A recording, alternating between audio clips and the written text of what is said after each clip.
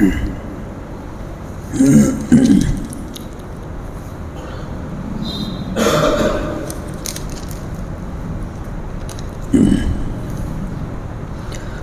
باللہ من الشیطان الرجیم بسم اللہ الرحمن الرحیم لیس البر ان تولوا وجوہکم قبل المشرق والمغرب ولكن البر من آمن باللہ والیوم الآخر والملائکة والکتاب والنبیین وآتى المال على حبه ذوي القربى واليتامى والمساكين وابن السبيل والسائلين وفي الرقاب وأقام الصلاة وآتى الزكاة والموفون بعهدهم إذا عاهدوا والصابرين في البأساء والضراء وحين البأس أولئك الذين صدقوا وأولئك هم المتقون ليس البر أن تولوا وجوهكم قبل المشرق والمغرب نیکی صرف یہ نہیں کہ تم اپنے رخوں کو مشرق اور مغرب کی طرف کر لو، لیکن نیکی تو یہ ہے کہ جو شخص اللہ پر ایمان لایا اور آخرت کے دن پر ایمان لایا اور فرشتوں پر، کتابوں پر اور نبیوں پر ایمان لایا۔ اس سے پہلے یہ بتایا گیا تھا کہ مسلمان بیت المقدس کی طرف رخ کر کے نماز پڑھتے تھے، اور پھر 16-17 مہینے کے بعد بیت اللہ کی طرف رخ کرنے کا حکم آ گیا۔ تو یہودیوں نے جو اہل کتاب تھے انہوں نے اعتراضات شروع کر دیے، تو اس کا جواب بھی دے دیا گیا پچھلی آیتوں میں۔ اور یہود و نصارہ جو عبادت کیا کرتے تھے، یہود تو مغرب کی طرف رخ کر کے نماز پڑھتے تھے اور نصارہ مشرق کی طرف رخ کر کے نماز پڑھتے تھے، اور وہ یہ سمجھتے تھے کہ صرف دین یہی ہے، ایمان لانا ان کے لیے کچھ نہیں۔ اصل دین انہوں نے صرف اسی کو سمجھ لیا تھا کہ ہم مغرب اور مشرق کی طرف رخ کر کے جو نماز پڑھتے ہیں، عبادت کرتے ہیں، یہی اصل ہے۔ تو اس آیت کے اندر یہ بتا دیا کہ اصل یہی نہیں ہے، بلکہ اصل بہت ساری چیزیں ہیں، کہ اللہ پر ایمان لانا بھی اصل ہے، اور حقوق العباد کو بھی بجا لانا یہ بھی اصل ہے۔ اسی طریقے سے حقوق اللہ سے متعلق جو عبادتیں ہیں، مثلا نماز ہے، زکوٰۃ ہے، روزہ ہے، تو ان کو بھی پورا ادا کرنا، پورا انجام دینا، یہ بھی اصل ہے۔ صرف ایک ہی چیز کو پکڑ لینا اور ایک ہی چیز پر عمل کرنا اور باقی چیزوں کو چھوڑ دینا، یہ اصل نہیں ہے۔ ایمان والے کا کام تو یہ ہے کہ اللہ کی اور اس کے رسول کی بات مانے۔ اللہ نے حکم دے دیا کہ مغرب کی طرف رخ کر کے نماز پڑھو تو ٹھیک ہے، پڑھنی ہے، اور اگر اللہ نے حکم دے دیا اس کے علاوہ تو وہ بھی ٹھیک ہے۔ اصل ہے اللہ کی اطاعت اور اللہ کی بندگی۔ تو یہ آیت ہے، اور اس آیت کے اندر دین کے اہم پہلوؤں پر روشنی ڈالی گئی ہے۔ مثلا سب سے پہلے ایمانیات پر روشنی ڈالی گئی ہے، عقائد سے جو متعلق باتیں ہیں ان پر روشنی ڈالی گئی ہے، مختصر طور پر کہ نیکی یہ ہے کہ اللہ پر ایمان لاؤ اور آخرت کے دن پر ایمان لانا، فرشتوں پر ایمان لانا۔ اللہ پر ایمان لانا کیسے؟ کہ اللہ کو موجود ماننا کہ اللہ موجود ہے۔ اسی طریقے سے اللہ ہی سے سب کچھ ہو رہا ہے، اللہ کے بغیر کچھ نہیں ہو سکتا، اس پر ایمان لانا۔ اسی طریقے سے آخرت کے دن پر ایمان لانا کہ ایک دن موت آئے گی اور موت کے بعد قیامت کا منظر سامنے ہوگا، تو موت کے بعد کی زندگی پر ایمان لانا یہ بھی ضروری ہے۔ اسی طریقے سے فرشتوں پر ایمان لانا اس طریقے سے کہ فرشتے معصوم ہیں، ان سے گناہ ہو ہی نہیں سکتا۔ لا یعصون اللہ ما امرہم ویفعلون ما یؤمرون، کہ وہ گناہ کر ہی نہیں سکتے، جو اللہ تعالیٰ نے حکم دے دیا اس کو پورا کرتے ہیں، اس کی نافرمانی کر ہی نہیں سکتے۔ تو فرشتوں کے بارے میں یہ یقین رکھنا اور یہ ایمان رکھنا یہ ہمارے لیے ضروری ہے۔ اسی طریقے سے کتابوں پر ایمان لانا کہ اللہ تعالیٰ نے پچھلے انبیاء پر جتنی کتابیں جتنے صحیفے بھیجے وہ برحق تھے، اب چونکہ ان میں تبدیلی ہو گئی ہے، وہ اپنی حالت پر باقی نہیں رہے، اس لیے اب جو اصل کتاب ہے وہ قرآن کریم ہے، لیکن جس حال میں اللہ نے ان کو نازل کیا تھا وہ بھی برحق تھی، لیکن انسانوں نے ان میں تبدیلی کر دی جس کی وجہ سے وہ اصلی حالت پر باقی نہیں رہی۔ یہ یقین رکھنا یہ ضروری ہے۔ اسی طریقے سے تمام نبیوں پر ایمان لانا کہ جتنے بھی انبیاء کرام دنیا میں تشریف لائے تھے سارے کے سارے برحق تھے، اور سب نے اپنی پوری ذمہ داری کو مکمل طور پر ادا کیا، ذرہ برابر بھی کوتاہی نہیں کی۔ اور اسی طریقے سے انبیاء کرام بھی معصوم ہوتے ہیں، گناہوں سے بالکل معصوم ہوتے ہیں۔ یہ یقین رکھنا، اس پر ایمان لانا یہ ضروری ہے۔ اگر کسی کا ایمان اس کے خلاف ہوا تو وہ ایمان سے نکل جائے گا۔ اب اسی آیت کے اگلے ٹکڑے میں حقوق العباد سے متعلق چند باتیں ہیں۔ اگر دیکھا جائے تو اس آیت کے اندر دین کے اہم باتیں ہیں کہ اگر آدمی ان تمام باتوں پر عمل کر لے تو اس نے پورے دین پر عمل کر لیا۔ اب تک بات تھی ایمانیات سے متعلق، عقائد سے متعلق۔ اگر کسی کے عقائد درست ہو گئے تو اس کا ایمان صحیح سالم ہے، اگر عقائد میں خرابی آ گئی تو اس کا ایمان ہی چلا گیا، وہ ایمان سے خارج سمجھا جاتا ہے۔ وآت المال علی حبہ، حقوق العباد میں سے سب سے پہلے جو ذکر کیا ہے وہ مال کو خرچ کرنا، اللہ کی راہ میں مال کو خرچ کرنا، اور مال کو خرچ کیا مال کی محبت کے باوجود۔ ایک اس کا ترجمہ ہے اللہ کی محبت میں، دو اس کے ترجمے کیے گئے ہیں کہ المال کو خرچ کرتا ہے اللہ کی محبت میں، مال کو خرچ کرتا ہے مال کی محبت میں۔ اس کا کیا مطلب ہے؟ مطلب اس کا یہ ہے، حدیث میں بھی ہے، اللہ کے نبی صلی اللہ علیہ وسلم نے ارشاد فرمایا کہ کسی نے یہ معلوم کیا کہ افضل صدقہ کون سا ہے؟ اللہ کے نبی نے فرمایا کہ تو اس وقت صدقہ کرے، مال کو خرچ کرے جبکہ تیرا نفس کنجوسی کر رہا ہو اور تجھ کو مال بڑھانے کی امید ہو،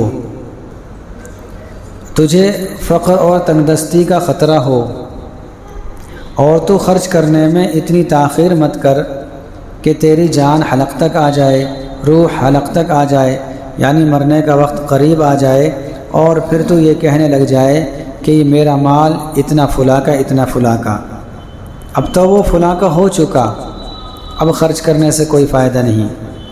تو اس حدیث سے پتہ چلا کہ مال کو خرچ کرنا چاہیے صحت کی حالت میں، تندرستی کی حالت میں، موت سے پہلے اپنے مال کو خرچ کر لو تو اللہ تعالیٰ، حدیث پاک کا مفہوم ہے کہ یہ سب سے بہترین صدقہ ہے۔ اور قرآن کریم میں بھی نیکیوں کی جو فہرست ہے، اور اس آیت کے اندر نیکیوں کو شمار کیا گیا ہے، ان میں حقوق العباد میں جو سب سے پہلی نیکی شمار کی ہے وہ مال کو خرچ کرنا ہے، کہ مال کو خرچ کرے مال کی محبت میں، کہ جب آدمی کو مال کی محبت ہوتی ہے وہ صحت کی حالت میں ہوتی ہے، تندرستی کی حالت میں ہوتی ہے، اور اس وقت ہر بندہ، ہر انسان یہ چاہتا ہے کہ میرا مال اور بڑھ جائے، اور نفس اس کو ڈراتا ہے کہ اگر تو نے مال خرچ کر دیا تو تو غریب ہو جائے گا، پہلے مالدار ہو جاؤں اور پھر خرچ کروں گا۔ لیکن جس کے اندر یہ صفت ہوگی وہ اپنے نفس کے تقاضوں کو دبا کر اللہ کی راہ میں مال خرچ کرے گا، تو یہ بہت بڑی نیکی ہے۔ اپنے مال کو خرچ کرے۔ کس پر خرچ کرنا ہے؟ رشتہ داروں پر خرچ کرے، ذوی القربا رشتہ داروں پر خرچ کرے، یتیموں پر خرچ کرے۔ دیکھیے، اپنے اولاد پر، اپنے ماں باپ پر خرچ کرنا یہ سب سے بہترین ذریعہ ہے اور سب سے بہترین مصرف ہے۔ لیکن ماں باپ ہوئے، اولاد ہوئی، ان سے تو فطری محبت ہوتی ہے اور فطرت ہی تقاضا کرتی ہے کہ اپنی اولاد پر خرچ کیا جائے۔ تو میرے خیال سے اس میں تو کوئی پیچھے رہتا نہیں، ہر شخص اپنی اولاد پر خرچ کرتا ہے۔ جو اولاد پر اور ماں باپ پر بھی خرچ نہ کرے اس سے زیادہ کنجوس کوئی نہیں ہوگا، چونکہ کتنا ہی کنجوس ہو وہ بھی اپنے گھر پر خرچ کرتا ہے، لیکن سب سے زیادہ ثواب اپنے گھر والوں پر خرچ کرنے میں ہے۔ لیکن ایسا نہیں کہ اپنے گھر والوں پر تو خرچ کرتا رہے اور دوسری جگہوں پر خرچ نہ کرے، یہ غلط ہے۔ اللہ نے دیا ہے تو سب جگہ خرچ کرے۔ رشتہ داروں کو دیکھے کون ضرورت مند ہے، ان پر خرچ کرے۔ رشتہ داروں پر خرچ کرے گا ڈبل ثواب ملے گا، ایک تو صدقے کا ثواب ملے گا اور ایک صلہ رحمی کا ثواب ملے گا، حدیث میں ہے۔ اسی طریقے سے یتیموں پر خرچ کرے۔ یتیم کہتے ہیں اس نابالغ بچے کو جس کا باپ دنیا سے گزر گیا ہو، نابالغ بچہ مراد ہے۔ بعض لوگ یہ سمجھتے ہیں اگر 20 سال کا ہو گیا، 50 سال کا ہو گیا اور اس کا باپ کا انتقال ہو رہا تو وہ بھی کہتا میں تو یتیم ہو گیا۔ وہ یتیم نہیں ہوا، یتیم تو وہ ہوگا جو نابالغ ہونے کی حالت میں اس کا باپ اسے چھوڑ کر دنیا سے چلا جائے، اس پر خرچ کیا جائے اگر یہ ضرورت مند ہے۔ حدیث میں آتا ہے کہ اگر کوئی شخص یتیم کے سر پر شفقت اور مہربانی کے ساتھ ہاتھ پھیرتا ہے تو ہاتھ کے نیچے جتنے بال آ جائیں گے جسم کے، ایک ایک بال کے بدلے میں نیکیاں ملتی ہیں اس کو۔ اسی طریقے سے دوسری حدیث ہے کہ جو شخص یتیم کی کفالت کرتا ہے، یعنی اس کی ذمہ داری لے لیتا ہے اور اس کی پرورش کرتا ہے، اس کی تعلیم و تربیت پر زور دیتا ہے، ذمہ داری لے لیتا ہے، یعنی اس کی جو ضروریات ہیں ان کو پورا کرنے کی ذمہ داری لے لیتا ہے، تو اللہ کے نبی صلی اللہ علیہ وسلم نے ارشاد فرمایا کہ جنت میں اور وہ شخص ایسے ہوں گے۔ ان دونوں انگلیوں سے اشارہ کیا۔ اب ان دونوں انگلیوں میں کتنا فرق ہے؟ یعنی جنت میں وہ شخص جو یتیم کی پرورش کر رہا ہے اور اللہ کے نبی صلی اللہ علیہ وسلم بہت قریب ہوں گے۔ ظاہر سی بات ہے اللہ کے نبی تو جنت کے اعلیٰ درجے پر ہوں گے، ان سے اونچے مقام پر کوئی ہو ہی نہیں سکتا۔ اللہ کے نبی نے فرمایا میرے قریب وہ شخص ہوگا جو یتیم کی کفالت کرے گا۔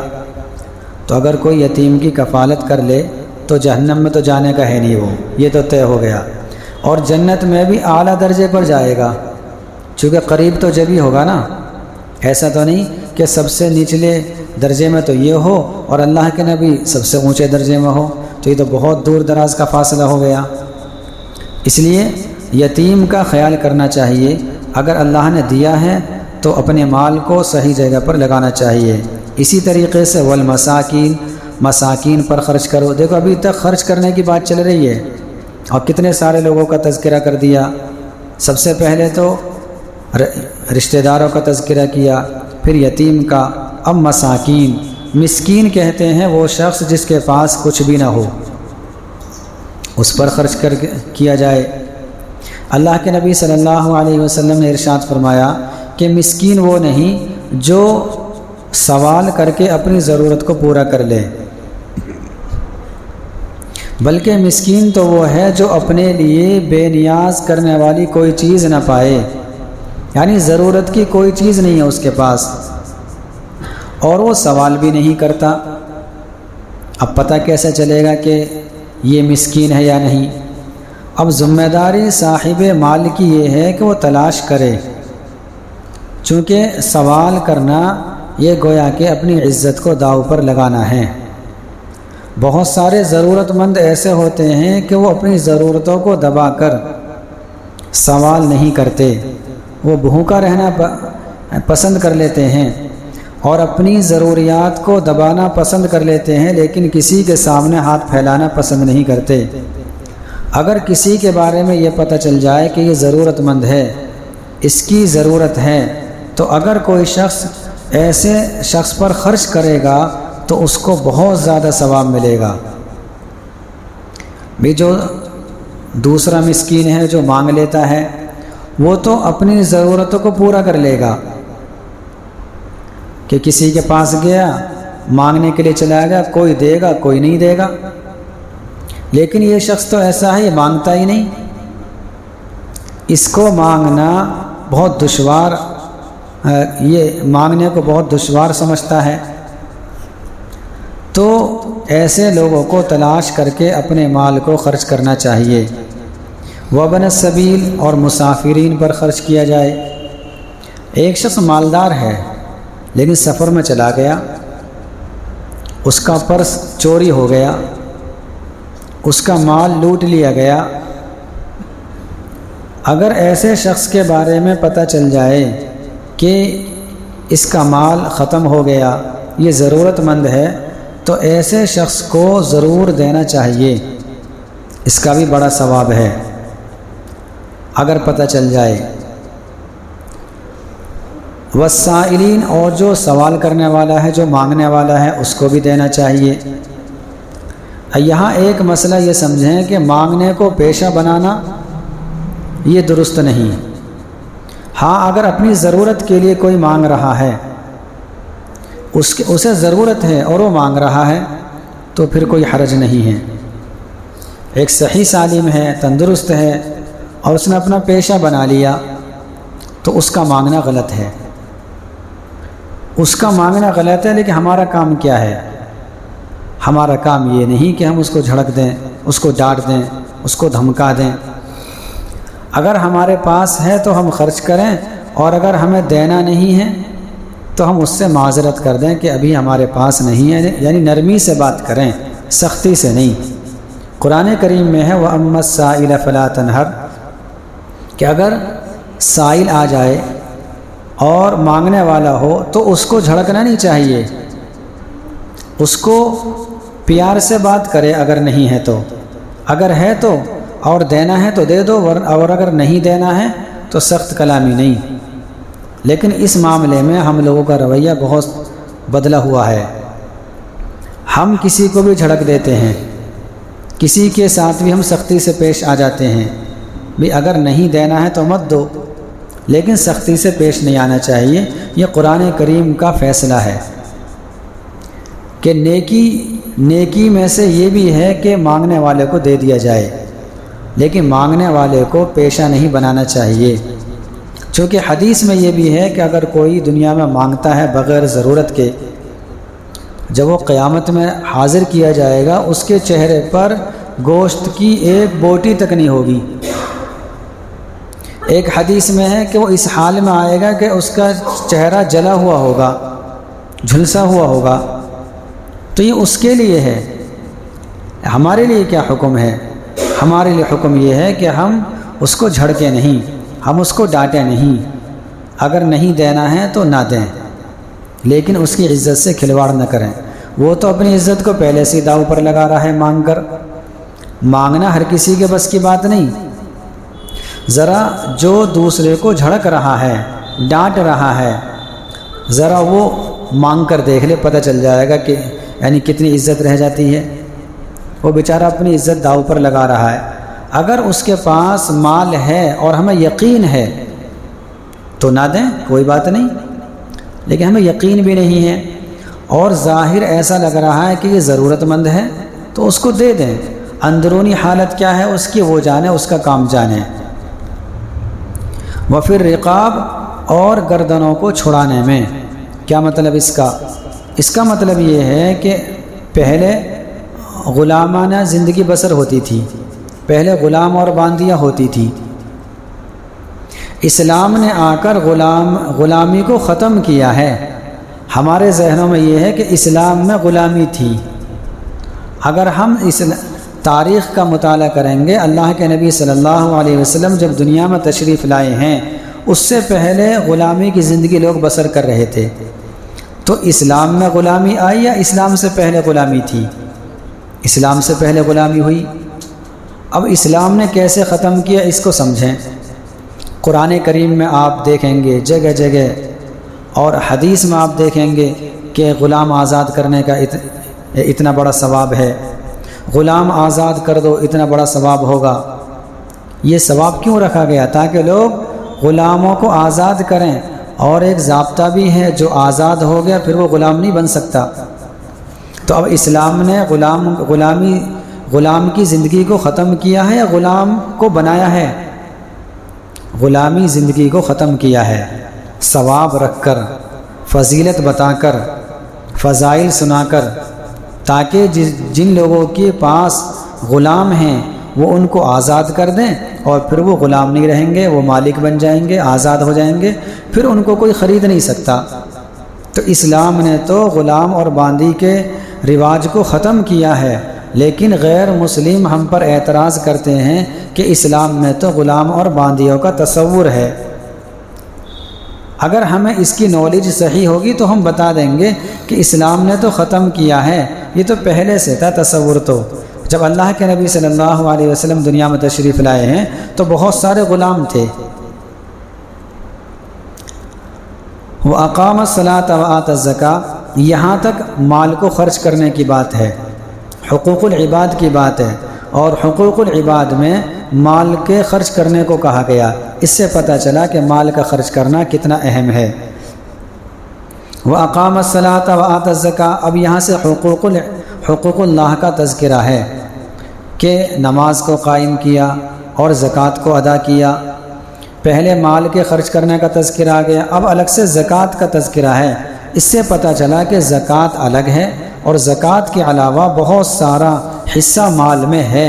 یہ نہیں کہ زکوٰۃ ادا کر دی اب کچھ ہمیں خرچ ہی نہیں کرنا، ایسا بھی نہیں ہے۔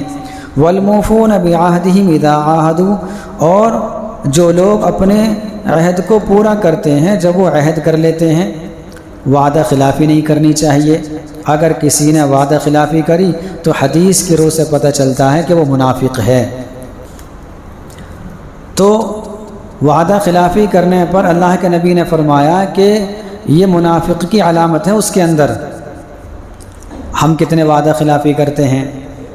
ہم سوچتے ہیں اگر ہم نے یہ کہہ دیا میں تجھ سے وعدہ کر رہا ہوں اور پھر ہم نے توڑ دیا تب تو وعدہ خلافی ہے، ایسا نہیں۔ اگر ہم نے کسی سے کچھ کہہ دیا مجھے یہ کام کرنا ہے، میں یہ کام کروں گا، پھر اس کو نہیں کیا تو یہ وعدہ خلافی ہوئی نہ ہوئی۔ حدیث میں آتا ہے کہ جو دھوکہ دے قیامت کے دن اس کے پچھواڑے پر ایک جھنڈا لگایا جائے گا، اور اس کی علامت ہوگی کہ دھوکے باز ہے۔ اب ایمان والے کتنا دھوکہ دے رہے ہیں۔ قیامت کے دن جب جھنڈا لگایا جائے گا اور دور سے ہی دکھائی دے جائے گا کہ یہ دھوکے باز ہے، میں اپنی طرف سے نہیں کہہ رہا، حدیث کہہ رہی ہے، اس کی علامت ہوگی کہ یہ دھوکے باز ہے۔ ہم کتنے دھوکے بازی سے کام لے رہے ہیں، ہم کتنوں کو دھوکہ دے رہے ہیں، اور پھر ہم کہتے ہیں ہم نے وعدہ تھوڑی کیا تھا۔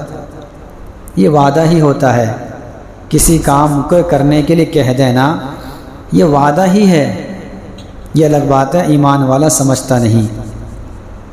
والصابرین فی البأساء والضراء وحین البأس، اور جو صبر کرتے ہیں سختی میں اور تکلیف میں اور لڑائی کے وقت، صبر کرنے والے، صبر کرنا ہے یہ بھی کیا ہے، بہت بڑی نیکی ہے۔ اولئک الذین صدقوا، یہی لوگ ہیں سچے، یعنی ایمان میں سچے یہی ہیں۔ کیسے؟ ایمان لے آئے زبان سے اور پھر ایمان کے تقاضوں کو پورا کیا، یہ ہیں سچے۔ وَأُولَٰئِكَ هُمُ الْمُتَّقُونَ، اور یہی لوگ تقوی والے ہیں، یعنی حرام چیزوں سے بچتے ہیں۔ متقی کہتے ہیں جو غلط کاموں سے بچے، جو جن کاموں کے کرنے کا حکم دیا گیا ہے ان کو تو کرے، اور جن سے بچنے کا حکم دیا گیا ہے ان سے بچے، یہ ہے متقی۔ اب جو ہے ہر انسان، ہر ایمان والا اپنے گریبان میں جھانک کر دیکھ لے، کسی کو نشانہ بنانے کی ضرورت نہیں، میں اپنے گریبان میں جھانکوں، آپ میں سے ہر ایک اپنے گریبان میں جھانکے، کیا میں متقی ہوں یا نہیں؟ جواب جو ملے گا وہ نہیں میں ملے گا، ہاں میں نہیں ملنے کا۔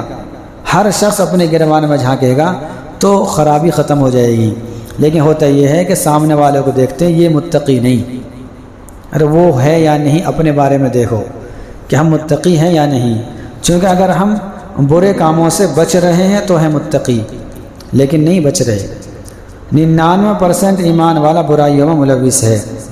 تو اس آیت کا خلاصہ یہ ہوا کہ ایمان اصل یہ ہے کہ اللہ پر ایمان لائے، بلکہ نیکی اصل یہ ہے کہ اللہ پر ایمان بھی ہو، ایمانیات بھی مکمل طور پر اس کی زندگی میں ہوں، اور حقوق اللہ بھی اس کی زندگی میں مکمل طور پر ہوں۔